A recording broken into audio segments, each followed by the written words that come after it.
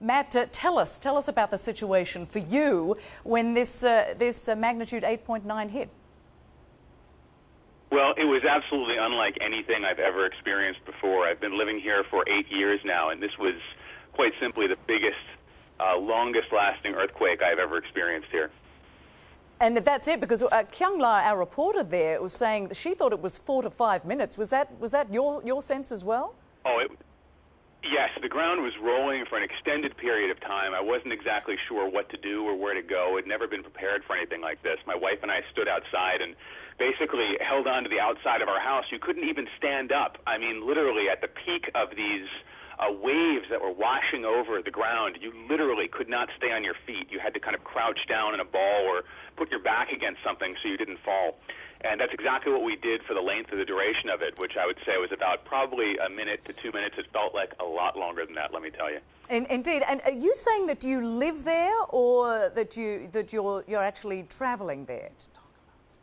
I actually live here. I've lived here for the last 8 years, and I live on the west side of the city in a little section of Tokyo called Kichijoji. And yes, there are earthquakes from time to time, but we have never, ever felt anything on the magnitude, the literal magnitude of what we experience today. And that's exactly the story we hear. Now, Matt, as we are talking, we are looking at this extraordinary wave, another tsunami wave, moving toward the Japanese coast. And where are you located? Are you away from any threat of tsunami coming ashore? Yes, we're very fortunate to be located quite far inland. Of course, there's some rivers and streams around here, but those aren't being affected by the tsunami. We're I would say a good 10 to 15 miles away from the coastline, so we don't have to really worry about that where we are. But with the footage that we're seeing, the video that we're seeing on the television screens is just, it's absolutely, it's heart-wrenching actually, because you know that probably a lot of those people did not have a chance to evacuate before the wave hit, even though they were telling people you need to get away from the shorelines, you need to get away from the water.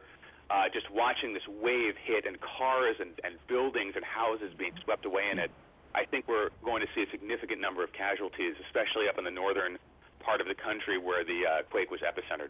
And as you mentioned, you've been there for a number of years. I do have to apologise because someone was actually talking in my ear when you mentioned the number of years that you've been there. How long did you say you'd been there?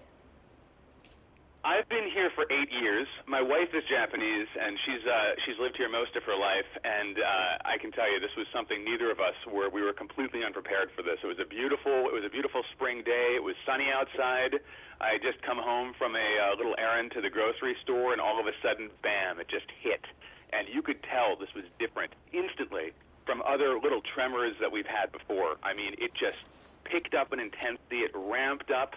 The gentle shaking, and things started coming off the shelves, things started falling off our desks, and you could hear this strange, eerie creaking sound of all of the buildings all around us as they were kind of shaken by this, by the tremor of the ground. And it was something I hope I never have to hear again, but unfortunately we keep getting aftershocks.